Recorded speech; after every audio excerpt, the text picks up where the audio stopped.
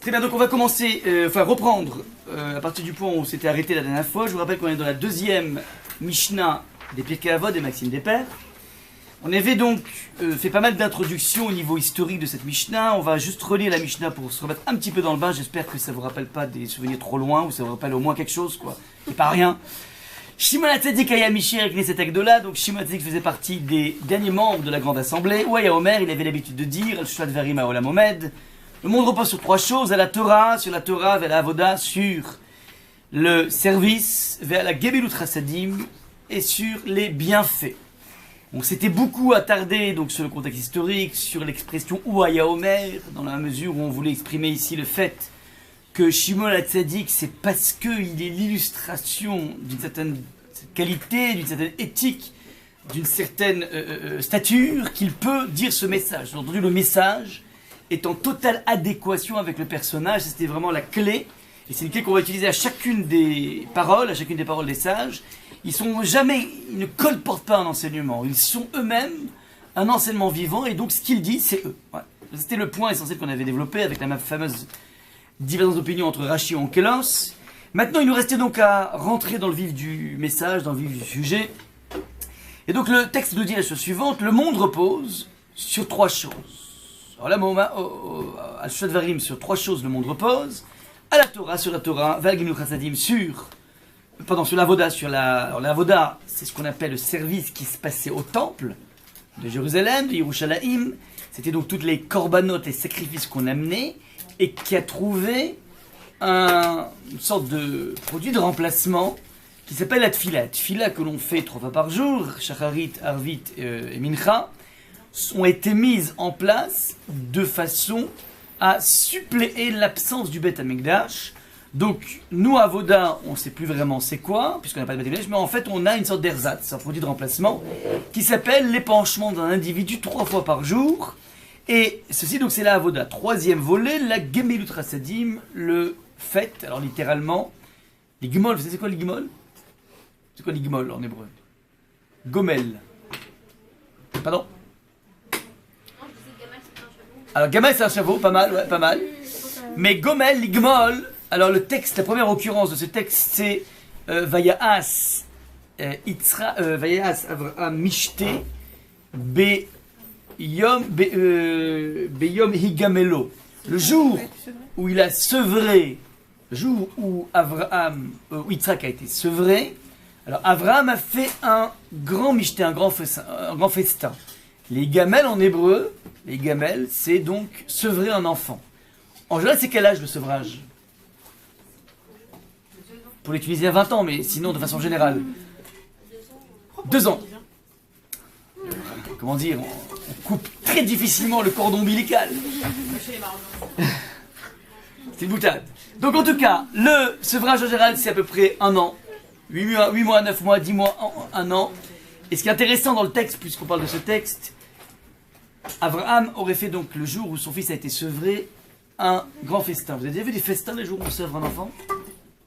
Alors les Tosafis disent que Beyom Higamelo, on entend Hegimel. C'est quoi He en valeur numérique? 5. Et Gimel. Donc le jour du 8, il a fait un festin. C'est le jour de la Brit Mila. Alors, il n'a pas été sevré à la Brit Mila, mais il y a une idée de sevrage dans la Brit Mila, on n'a pas le temps d'en parler.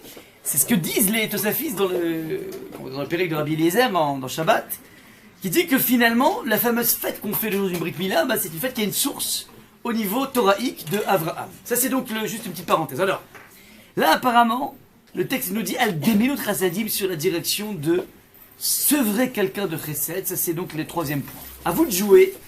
Qu'est-ce que vous remarquez, merci, dans ça? Est-ce qu'il y a des questions à poser? Qu'est-ce qu'on entend? Est-ce que c'est compréhensible, ces 3 piliers du monde? À vous de jouer.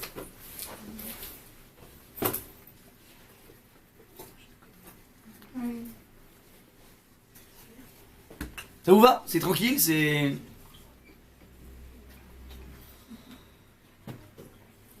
Ouais, c'est normal, ça vous va. Ouais, donc c'est quelque chose qu'on peut attraper. Allez, je fais un appel aux questions, là.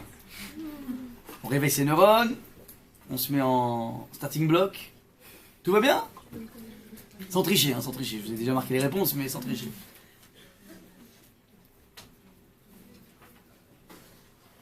Ça vous va? Alors, qu'est-ce qu'on peut apprendre de ça? Ouais. Le monde repose sur la Torah, sur la Avoda, sur la Gimel Chassadim. Ça veut dire quoi? Qu'est-ce qu'on peut nous attraper de ça? C'est une jolie parole, c'est quoi? Qu'est-ce qu'on va faire? On va mettre un cadre? On va sculpter dans de la pierre? Qu'est-ce qu'on va faire de cette parole?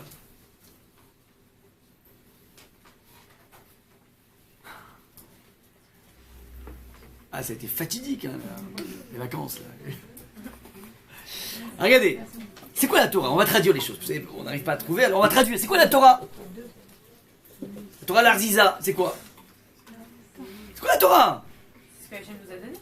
Vous a donné, ouais. Donc c'est quoi? C'est des tables? C'est quoi? Table de la loi, ok? Pardon, c'est les lois? C'est quoi encore? Un héritage, ouais. Ça veut dire, bon, elle dit c'est faire Torah, c'est faire Torah, très bien. C'est un mode de vie. Ouais, un mode de vie. En tout cas, le monde repose sur la Torah. Quand on dit la Torah, ça veut dire en général, on pense à un Sefer Torah, on pense à des tables de la loi, on pense à le Talmud, on pense à toute notre culture, ok. Maintenant, lorsque le texte dit et le monde repose aussi sur la Avoda, c'est quoi la Avoda? On a dit Atfila. Il n'y a pas une question hein, qui devrait émerger là? Dans la Torah, il y a... La Torah elle inclut tout. La Torah, c'est toute notre vie. C'est toute l'âme du peuple juif. C'est l'âme, c'est l'histoire, c'est tout ce que vous voulez, la culture, tout. Donc la Torah, c'est la, comment dire, le nom générique presque, c'est une grande boîte noire dans laquelle vous avez tout. Dans la Torah, on vous parle par exemple qu'Abraham est allé instituer la Tfilat Shacharit, donc il y a la Tfila. Et que Yitzhak, qui a comment dire, Vayetse Bassadeh, Vayetse la Soir Bassadeh, il est sorti pour converser dans le champ les Et Erev, ou les Fnot Erev, à l'approche du crépuscule. Donc dans la Torah, on évoque le fait que Yitzhak a mis en place cette Tfilat Mincha. Et vous êtes dans la Torah aussi, Vaïvga Bamakom, que Yaakov, il est venu instituer la Tfila de Harvit. Et vous avez dans la Torah un livre entier, le 3e livre, Vaïkra, le Lévitique, qui ne parle que pratiquement de Korbanot. Toutes les gammes de Korban. Et le Olé, le Korban Ola, et le Korban Khatat, et le Korban Hacham Talout. Un livre qui a l'air tellement fastidieux, qui va vous donner un descriptif de la façon dont on fait la Shrita dans le Korban. Il y a un livre entier dans la Torah qui parle de la avoda, des korbanot, des sacrifices. Après, la Torah l'emplit tout. Donc lorsque tu as dit, le monde repose sur la Torah, sur la avoda, et sur la Gemilut Chassadim. On a dit, c'est quoi la Gemilut Chassadim? Faculté à donner. Ouais. On appelle, comment ils traduisent, les bienfaits, ouais. Le fait de la bienfaisance. Mais ça, c'est truffé. Les messages de bienfaisance sont truffés dans la Torah. On a un personnage qui est l'incarnation vital du chesed d'Abraham. On t'en parle, en veux-tu, en voilà du principe du chesed. Ouais, il y a des mitzvot ensuite, dans le livre de Devarim, dans le livre de Vaïkra, qui parle du fait qu'on doit ouvrir son cœur, ouvrir sa main, bref. Mais c'est une trame sans cesse de la Torah. Donc a priori, le maître Rabbi, comment dire, le Shimon HaTzadik, qui va te dire que finalement le monde, il repose sur la Torah, sur la Tfila, et sur le fait de donner. Mais en disant, il dit le monde repose sur la Torah, mais il a déjà tout dit. Vous comprenez le problème? Après, ce n'est qu'une des facettes. Une des facettes de la Torah, c'est la Tfila. Une des facettes de la Torah, c'est Gimel Chassadim. Mais vous savez, il y a des gens, par exemple, qui ne sont pas très portés sur la Tfila. Ils n'arrivent pas. Compliqué, ça se travaille. C'est pas évident. Hein. C'est pas quelque chose qui est évident de prier. Ouais, c'est un acte qui se travaille. Il faut réfléchir beaucoup. Il faut se comprendre ce qu'on dit. Ouais, ça leur parle pas beaucoup. Bon, ils font parce qu'il faut le faire. Mais ils arrivent beaucoup plus à vibrer par rapport au chesed. Et d'autres, inversement, ils n'arrivent pas forcément au chesed. Ils n'arrivent pas forcément bien ils font parce qu'il faut le faire. Mais c'est pas ça qui les vibre. Et d'autres, seront beaucoup plus enclins à être dans la Torah. Ouais, c'est dans une partie de la Torah, c'est-à-dire, bon, peut-être dans l'étude, je sais pas, mais c'est-à-dire, on voit bien que la Torah, vu qu'elle inclut tout, on comprend pas pourquoi il a besoin de dire la Torah et la Voda qui nous a. Donc forcément, vous avez une idée comment on va essayer de résoudre ce problème?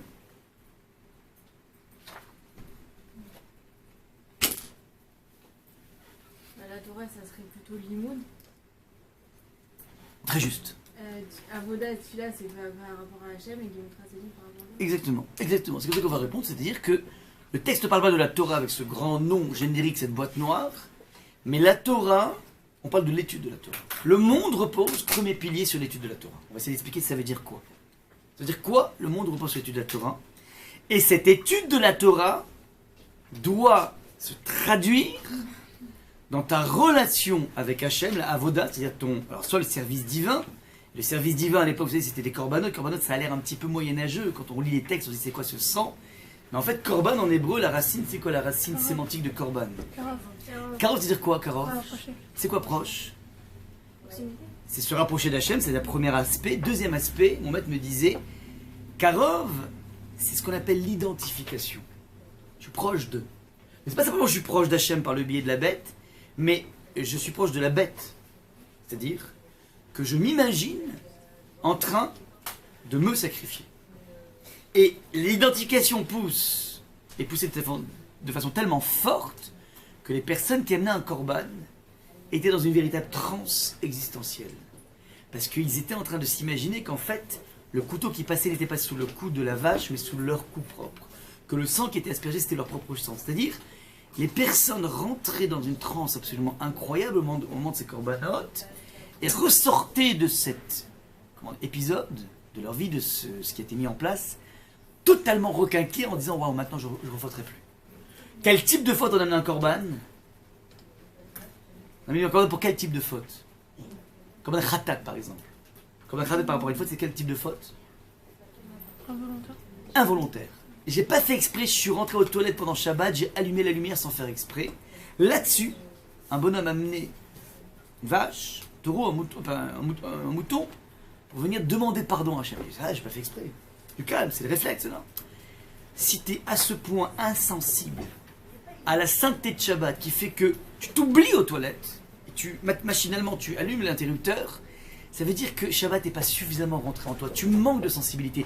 Tu manques de vibration. La vibration, elle n'est que sur ton iPhone, pas ailleurs. Il faut qu'elle soit à l'intérieur de toi, ta vibration. Ton vibreur, c'est à l'intérieur de toi. Et puisque tu manques, on va te reconnecter avec le monde de la vibration. C'est quoi? Tu vas amener cette bête et tu vas t'imaginer à quel point il y a quelque chose de trop charnel en toi. Il y a quelque chose qui est trop... Comment dire? Tu as une trop grande pesanteur à l'intérieur de toi. Tu amènes un corban et d'un coup... Tu te sens léger. Donc c'est pas du tout quelque chose de moyenâgeux, barbare, pas du tout. Les gens qui étaient là-bas, c'était des personnes qui étaient en blouse blanche. Il y avait quelque chose de... Comment dire? Une noblesse incroyable dans ce monde du Beth Amikdash. Donc ça veut dire que lorsqu'un individu a étudié, il faut que ça jaillisse dans sa relation avec Hachem. Alors on n'a plus de korbanot aujourd'hui, on a un ersatz, un produit de remplacement qui s'appelle les tfilotes.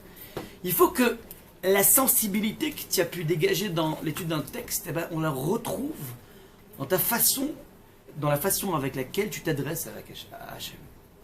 Il faut que tous les efforts intellectuels que tu as mis en place, de mémorisation, de compréhension, tu t'es battu avec un texte, il faut que ça se sente dans ton épanchement avec Hachem.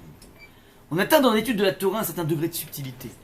Ouais, on voit des choses dans une première vue, et puis d'un coup, boum, en te confrontant au texte, d'un coup, tu te rends compte que tu as vécu des préjugés sur une chose, et tu te rends compte qu'il y a quelque chose de beaucoup plus subtil. La vie est beaucoup plus complexe que ce qu'elle en a l'air. Et donc tu dépasses l'image, tu rentres dans le sens de l'image, et tu arrives à comprendre un sens profond. Donc en te confrontant au texte, eh ben, cette sensibilité que tu as acquise, il faut que tu puisses l'utiliser dans ta Amida. Et donc ta Amida, elle sera imprimée, parfumée par le cours de Torah que tu as écouté, qui t'a connecté un petit peu plus avec une subtilité, un raffinement. C'est ça l'enjeu d'étude de la Torah. Maintenant, ça ne s'arrête pas que dans ta relation verticale, c'est-à-dire ta relation avec Hachem. Il faut que tu sois capable aussi que cette Torah fasse jaillir en toi un nouveau type de relation. C'est que ta subtilité que tu as pu drainer de ton étude de la Torah, eh ben, elle puisse se retrouver dans tes relations humaines. Un bonhomme, une bonne femme, qui a été au contact d'un texte de façon régulière, qui a une véritable démarche de réflexion, eh ben, on doit sentir que ses relations dans son entourage, avec ses parents, ses frères, ses sœurs, ses amis, eh ben, boum, il y a quelque chose qui change là-dessus. Et si ça ne change pas, ça veut dire que l'étude de la Torah a un problème. Donc je répète, la centralité de la vie juive, c'est l'étude de la Torah. Pourquoi c'est la centralité? Pas de façon dogmatique. Parce que ce n'est que dans l'étude de la Torah, ce que vous faites au quotidien, que tu arrives à te confronter avec toi-même. C'est-à-dire que tu prends un texte, tu dis, moi, le texte, bon, pour l'instant, c'était une sorte d'écorce. Ouais, le monde repose, je connaissais par cœur, sur la Torah, la Avodah, et puis d'un coup, petit à petit, tu étudies, tu te rends compte qu'il y a des questions. Ces questions t'amènent à une réflexion qui t'amène à te confronter à toi-même. Ah, c'est marrant, j'aurais pu penser que la Torah, c'était le Sefer Torah. Non, c'est pas ça. En fait, c'est autre chose. Ça veut dire que la Torah doit opérer en moi un changement. Comment je fais? Comment je fais? Mais en quoi ça va faire un changement dans ma vie si j'étudie la Torah? Alors, si j'étudie la halakha, évidemment, je vais faire un changement au niveau de mon panorama. Ça veut dire, jusqu'à présent, je ne savais pas faire un thé Shabbat. Maintenant, j'ai appris qu'il y a les Rishon, qu'il y a les Sheni, qu'il y a les Shlishi, toutes les Klalim, toutes les, comment dire, les subtilités de la halakha. Donc, je vais mieux fonctionner dans mon code de la route, dans ma halakha. Ça, c'est un premier volet, mais c'est pas quelque chose qui est vraiment chamboulant. Ouais, il n'y a pas.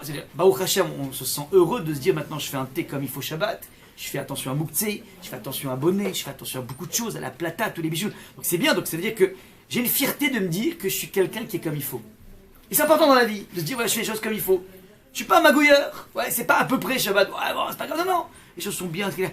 Ça fait du bien de faire du travail bien fait. Ouais, le plaisir du travail bien fait. Bon, c'est un peu. Mais c'est pas quelque chose qui est chamboulant. Le chamboulement dans l'individu, c'est ça qu'en fait on cherche dans l'étude de la Torah. Le chamboulement intervient lorsque tu es devant quelque chose que tu n'arrives pas à comprendre et que lorsque tu creuses, tu arrives à comprendre et d'un coup, tu te rends compte que, en fait, dans ma vie, j'ai une conception totalement erronée. Je croyais ça et c'est pas ça. Et c'est ça toute la gymnastique quotidienne de l'étude de la Torah. Vous devez rentrer dans un cours de Torah. Alors, si un cours d'Halakha, je dis pas que c'est ça l'objet. On rentre dans un cours d'Halakha pour apprendre à réfléchir, pour apprendre à exécuter. Ouais. Donc c'est un peu comme le code de la route, un Mavdil. Ouais, feu rouge, feu vert, les trucs, les panneaux, là, tu dois apprendre, c'est le code de la route. Mais c'est pas ça qui va vous chambouler la vie, va vous chambouler un petit peu l'existence, parce que vous avez fait les choses comme il faut. Mais le chamboulement intervient lorsque tu te confrontes à un texte, un Rashi, peu importe le support, hein. Que ce soit une Gemara, que ce soit un Rashi, que ce soit un Malbim, peu importe la source, n'importe quel verset, il est chamboulant. Le verset, tous les versets de la Torah, on va en faire une démonstration tout à l'heure, tous les versets de la Torah sont, comment dire, des mots qui composent un verset, mais chacun, en fait, c'est comme des atomes. Ça a une énergie colossale. Et une énergie suffisamment puissante pour, comment dire, avoir, en fonction de ta lecture, avoir un écho personnel. Il n'y a pas un cours de Torah qui ne doit pas vous chambouler. Et si vous ne chamboule pas, c'est que ce n'est pas un cours de Torah. Désolé. Enfin, c'est une exigence que mon maître m'avait enseignée. Il m'a dit que, une parole très connue de Chazal, il faut connaître ça, qui est issue d'un verset de la paracha de Chukat, qui dit que Zot Chukat Torah Adam Kiamud Baoel. Le verset de la Torah commence en disant Zot Chukat Torah. C'est ça, la Chukat Torah, c'est-à-dire Ruchok en hébreu, c'est l'aspect incompréhensible. C'est ça, l'aspect incompréhensible de la Torah. Ouais. Et le verset continue Adam Kiamud Baoel. Lorsqu'un individu va mourir dans une tente, alors une personne qui sera au contact de la tente, de l'atmosphère de la tente, il va récupérer ce qu'on appelle une impureté. Vous savez qu'il y a une notion de pureté et d'impureté. Partout où il y a de la mort, il y a de l'impureté. Parce qu'en fait, la pureté, c'est l'étincelle de vie. Dès quelque chose mort, qui avait un potentiel, eh ben, on rencontre la Touma lorsqu'il n'y a plus de potentiel de vie. Donc maintenant, le sommet de l'impureté, dans les lois, c'est un mort. Maintenant, imagine qu'un mort soit là. Alors, vous savez que les Kohanim n'ont pas le droit de rentrer dans des cimetières. Pourquoi? Parce qu'en fait, c'est impur. Maintenant, lorsque un mort se trouve dans une énorme tente, un énorme hangar, on ne peut pas non plus rentrer dans le hangar. En Kohen, en tout cas. Pourquoi? Parce qu'en fait, tout le hangar, toute la tente a été imbibée de Touma. Et donc, c'est une Touma qui est palpable.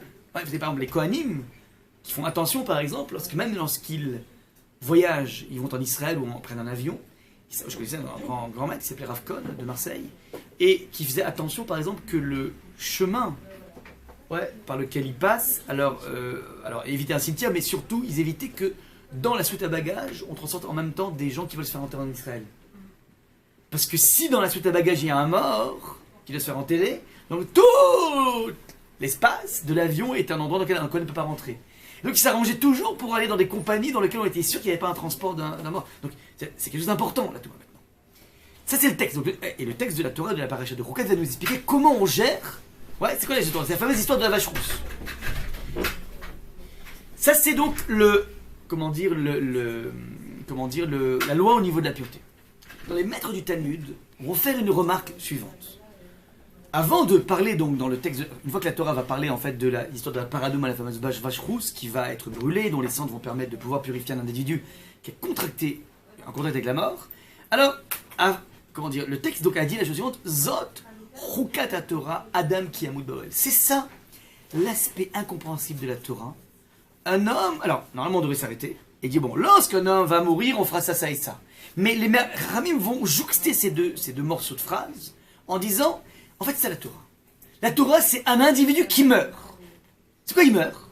Il meurt dans les tentes de la Torah. La tente, c'est toujours une notion d'étude de la Torah. Ça veut dire, un individu, il doit tôt ou tard mourir dans son étude. Je m'explique. Certains veulent dire, alors, les Chachamim disent une chose, la chose suivante. En divrei Torah mitkayemim, et là, les mishememit atzmo alehem. Les paroles de Torah ne peuvent exister chez un individu que pour celui qui est prêt à mourir pour elle. Alors, ça veut dire quoi mourir pour des paroles de Torah? C'est pas une idéologie, c'est que la lecture classique de cette parole de Chazal, vous avez compris donc le cheminement, on a un verset qui est exploité par les Chachamim pour dire qu'en fait il y a ici une idée, à part les lois de pureté, il y a ici l'idée qu'en fait l'étude de la Torah amène à une mort. Alors, de quel type de mort s'agit-il? Qu'est-ce qu'il faut faire mourir en soi? Alors, certains disent, voilà, il faut cravacher. Ça demande beaucoup d'investissement l'étude de la Torah, c'est pas simple. Ouais. Consacrer 1 an de sa vie à une yeshiva ou à un séminaire, c'est pas simple, c'est une discipline, c'est compliqué. Donc ça c'est la lecture quantitative.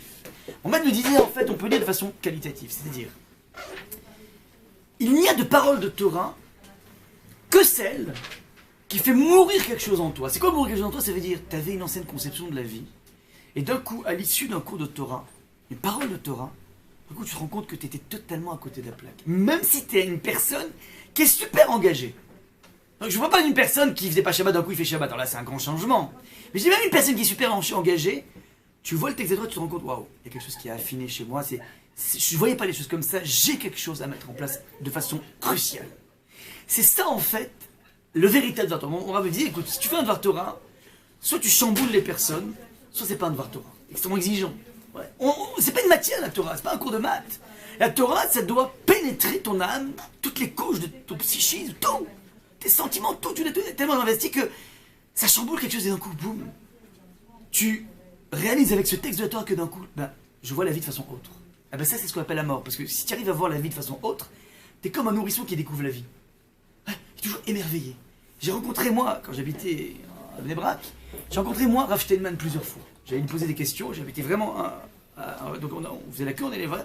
C'est incroyable, ces Gdolim, ces géants. Ils ont 95 ans, 96 ans, ils sont ravagés au niveau de leur corps. Ouais. Ils marchaient difficilement, il y avait des problèmes gastriques énormes. Mais ils ont des yeux, waouh. Des yeux, on dirait, à Mavdil, des bébés pampers. Vous savez, ceux qui font la publicité. Des yeux d'une pureté. Mais comment il fait pour avoir le regard d'un nourrisson? Il a 95 ans, il a tout vu, ce bonhomme. Tout vu.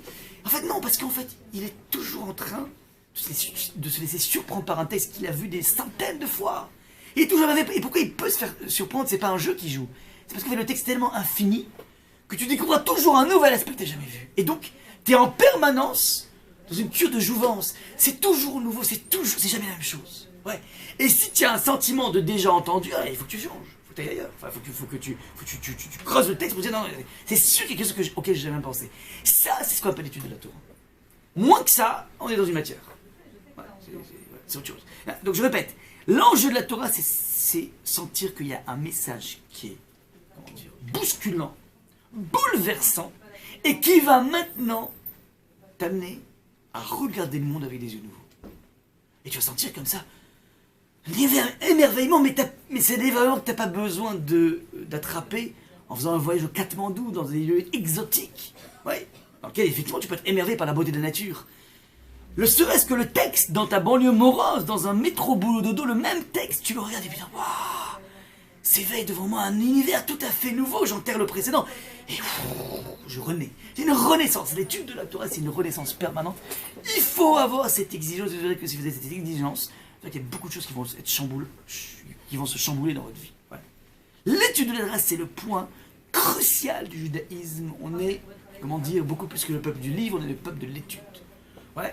Je rappelle, comment dire que par rapport à l'étude de la Torah, au niveau historique, j'avais lu à l'époque un livre qui est écrit par un rabbin qui s'appelait le rabbin Avraham Eshel.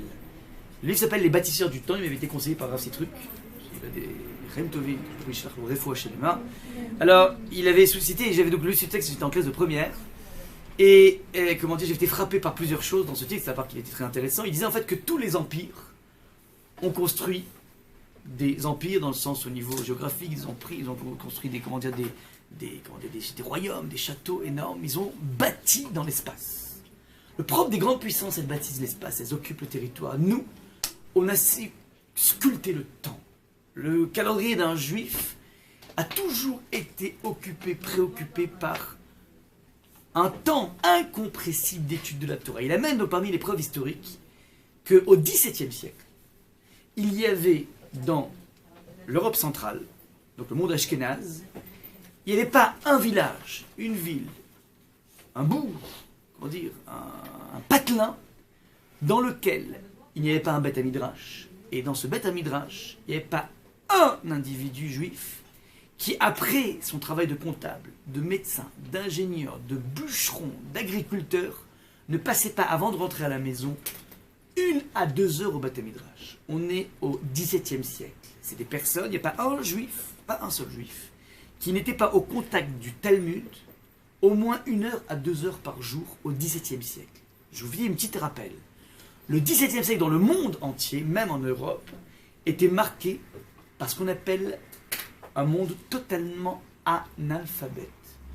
Dans un monde où 95% de la population, voire 98% de la population, étaient des personnes qui étaient incapables de lire A, B, C, D, nous, peuple juif, mettez au monde des personnes qui étaient tellement obsédées par la culture que ça n'existe pas un juif qui n'a pas une vélocité dans l'étude talmudique. Vélocité, c'est très compliqué. Pourquoi 98% du monde analphabète? Parce que Jules Ferry intervient en 1881, au fin du 19e siècle, début du 20e. L'école obligatoire, c'est qu'au début du 20e siècle. Ouais, ce que vous avez connu, c'est obligatoire d'aller à l'école. Avant ça, c'était pas obligatoire, donc ce n'avait que les riches, les bourgeois qui pouvaient se payer un précepteur qui permettait d'enseigner aux enfants, comme l'histoire de Monsieur Jourdain. Ça qui, ouais. Ça veut dire, dans ce monde, c'est pas qu'on est plus doué que les autres, c'est qu'on est plus obsédé que les autres par la culture. Et donc, évidemment, une personne, je vous dis, une personne qui a une vélocité dans le Talmud, c'est complexe. Aujourd'hui, c'est magnifique. Il y a des dizaines de milliers de juifs qui s'adonnent à l'étude du Talmud quotidienne. Un daf, une page par jour. C'est magnifique. Mais c'est magnifique, mais on est très très loin du niveau des gens du XVIIe siècle. Nous, le XXIe siècle, on est encore très en retard par rapport au Moyen-Âge. Très très en retard. Alors c'est magnifique la tchouva. Mais vous trouverez parmi tous les gens qui étudient la Torah, rares sont ceux qui ont ce qu'on appelle une vélocité dans le Talmud, qui sont capables de prendre n'importe quel texte du Talmud et pouvoir jongler. C'est très dur, ça prend beaucoup d'années.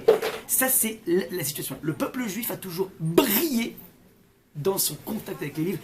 Et c'est ça le point névralgique de l'étude de la Torah. Et ça s'est dit pour les hommes et aussi bien pour les femmes.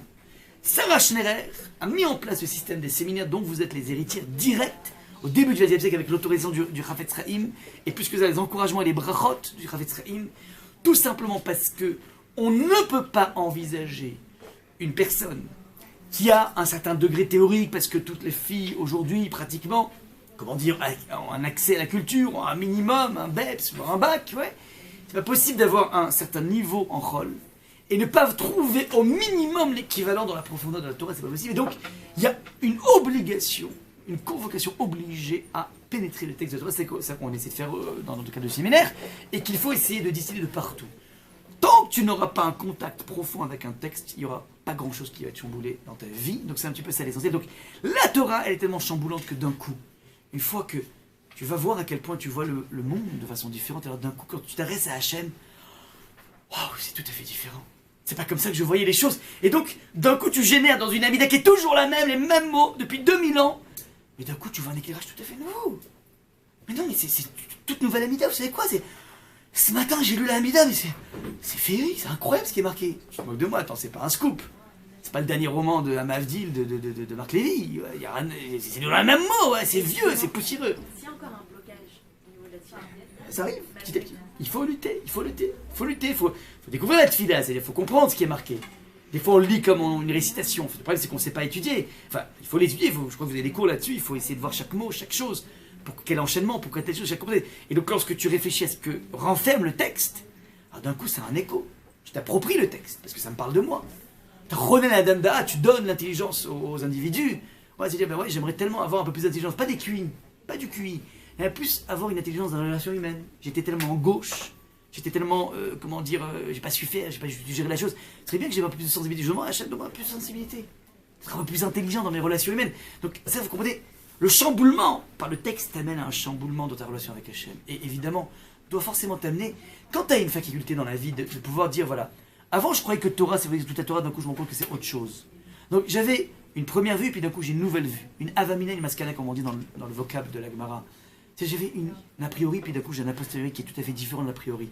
Donc j'apprends à démolir mes idées préconçues. Qui fait que dans mes relations humaines qui auraient été un peu, comment dire, dures, ouais, on s'est vexé, on s'est truc, tu m'as dit ça, j'ai été vexé. Peut-être que je vais relire la même histoire avec un nouvel éclairage, et peut-être que finalement, elle mérite que je la pardonne. Elle mérite qu'on rabiboche parce que finalement, je peux voir les choses d'un nouvel angle. Mais si je fais pas l'effort d'étudier, donc en fait, je vois les choses de façon figée. Non, non, elle m'a dit ça parce qu'elle est profondément méchante, et je vais la fossiliser dans sa méchanceté, et je vais fossiliser notre relation dans une sorte d'impasse qu'on peut véhiculer pendant des années. Des gens, l'histoire de disputes, ça peut être des dizaines d'années, quoi. Ouais, non, parce qu'il m'a dit ça. Il m'a dit ça, il m'avait dit ça, et son grand-père d'ailleurs. Oui, on peut faire des cultures de la haine et de la vengeance, ça existe. Sauf si tu décides maintenant, bon maintenant on va essayer de reprendre. Effectivement dans la vie il y a des problèmes, il y a peut-être des gens qui sont pas sympas, c'est vrai. Mais on peut pas tout expliquer parce que l'autre, c'est une pourriture. Ça n'explique jamais tout. Dans une relation qui est tendue, si elle est tendue, c'est pas fait, l'alchimie ne marche pas entre les deux. Et donc il y a peut-être une grande responsabilité de l'autre, et peut-être aussi une grande responsabilité de moi, ou même une petite, peu importe. Même si elle est toute petite, ma responsabilité, ça vaut le coup que cet épisode m'amène à me remettre en question, moi, et pas le remettre en question, même s'il y a toutes les raisons pour qu'elle soit remise en question. On a un petit peu... Mais c'est... Alors, faites attention, c'est pas automatique. Il y a malheureusement des gens qui peuvent développer une vélocité très forte dans l'étude du texte, mais ne vont pas opérer ensuite une sorte de passage, de pont. J'ai eu une vélocité incroyable dans le texte, j'ai essayé de voir dans quelle mesure la vie elle est subtile, la vie elle est compliquée. On peut pas se cantonner à dire ouais, il a dit ça parce que c'est un relou, et puis c'est tout, c'est une relou. Non, non, ça se limite pas à ça. Un individu est complexe et pluriel. Et donc la pluralité que j'ai vue dans les sens du texte doit m'amener à comprendre que la vie c'est pas si simple que ça. Et la pluralité que j'ai vue dans ce texte va m'amener à comprendre que dans ma façon d'aborder Hachem, je suis pas obligé d'aborder Hachem que dans les moments où j'ai besoin de lui parce que c'est SOS pompier.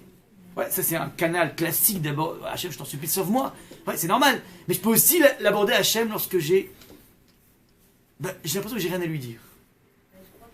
Eh ben là aussi tu peux commencer à commencer à essayer de parler. Hachem, je sais pas ce que j'ai, je sais pas quoi dire. Ou bien parce que je trouve même pas les mots pour le dire. Ou bien lorsque je suis heureux.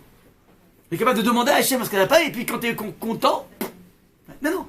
À chaque occasion, tu vas comprendre que la relation avec Hachem est beaucoup plus complexe que simplement la dimension, Hachem, je t'en prie, regarde, j'ai tel et tel problème, j'ai envie de me marier, trouve-moi le khatan, ouais. Et ça dépasse ça, c'est déjà très bien, mais il y a plein d'occasions dans lesquelles on peut comprendre que finalement il y a une palette extraordinaire, très large de communication. Ça, et ça, il faut avoir l'idée, comment dire, de faire le pont, de traduire des choses. Vous voyez ou pas? Ça, c'est donc là le génie de l'étude de la Torah.